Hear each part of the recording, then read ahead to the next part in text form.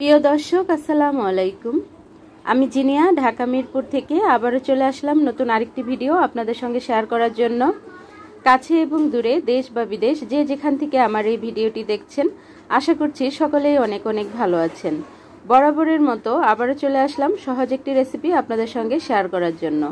আশা করছি রেসিপিটা ভালো লাগবে। রেসিপিটা ভালো লাগলে একটি শেয়ার করে দেওয়ার অনুরোধ রইল। এখানে আমি নিয়ে নিলাম মুরগির মাংস। এখানে হচ্ছে আমি ব্রয়লার মুরগি নিয়েছি, আর খুব ভালো করে ধুয়ে কেটে পানিটা পরিষ্কার করে নিয়েছি। আর দিয়ে দিলাম আদা রসুনের পেস্ট। এখানে আমি 3 চামচ পরিমাণে আদা রসুনের পেস্ট দিয়ে দিলাম। এখন দিয়ে দিচ্ছি ধনিয়ার গুঁড়া হাফ চামচের একটু কম, আর দিয়ে দিব লাল মরিচের গুঁড়া হাফ চামচের একটু বেশি উঁচু করে দিয়েছি। আর দিয়ে দিলাম হাফ চামচ হলুদের গুঁড়া। আর এখন দিয়ে দিচ্ছি কিছুটা মিক্সড মশলা। এটা হচ্ছে গরম মশলা। এখানে এলাচ, দারুচিনি, তেজপাতা, জয়ফল, জয়ত্রী, গোলমরিচ, এগুলা সব কিছু নিয়েই আমি এখানে 1.5 চামচ পরিমাণে দিয়ে দিলাম। আর দিয়ে দিচ্ছি হচ্ছে স্বাদ অনুযায়ী লবণ আর পেঁয়াজ কুচি। পেঁয়াজ কুচিটা এখানে আমি 1 কাপ পরিমাণে দিয়েছি, একটু বেশি পরিমাণে দিয়ে দিলাম। আর দিয়ে দিলাম রান্নার রেগুলার তেল। তেলটা আপনারা আপনাদের পছন্দ অনুযায়ী বাড়িয়ে কমিয়ে দিয়ে নেবেন। আর ঝালটা আমি এখানে একটু কম দিয়েছি। এর কারণ হচ্ছে আমি এখানে গোলমরিচ এবং লং এগুলা কিন্তু ব্লেন্ড করে 1.5 চামচ পরিমাণে দিয়েছি। এটা ব্রয়লার মুরগি হলেও কিন্তু খেতে একদমই গরুর মাংসের স্বাদে আমি এটা রান্না করেছিলাম। আর রেসিপিটা খুবই সুস্বাদু হয়েছিল। আর রেসিপি যদি A to Z ফলো করে বাসায় ট্রাই করেন 100% ভালো হবে। কেননা এই রান্নাটা করে আমরাও কিন্তু বাসায় খাই এবং সকলে মিলেই খাই।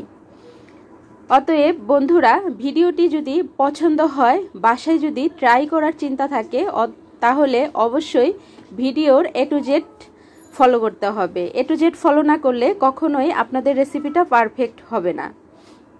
তো এখন আমি এটাকে ঢাকনা দিয়ে ঢেকে বসিয়ে দিলাম। তো 3-4 মিনিট পর ঢাকনাটা উঠিয়ে নিলাম, আর এটা খুব সুন্দরভাবে বলক চলে আসছে।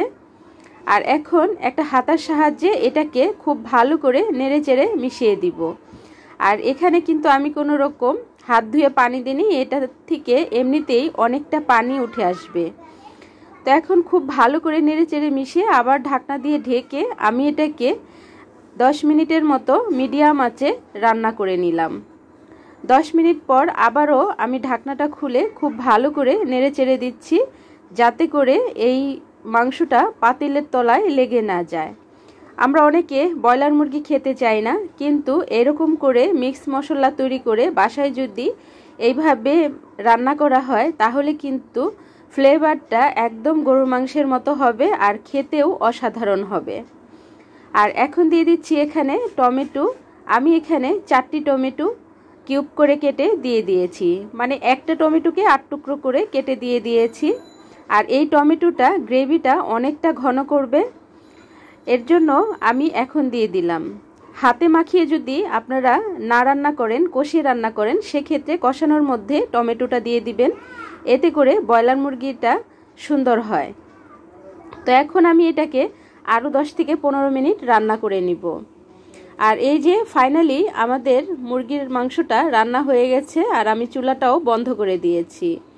এই মাংসটা আপনারা রুটি, পরোটা, সাদা ভাতের সাথে পরিবেশন করতে পারবেন। তো হয়ে গেল আমাদের মুরগির মাংস।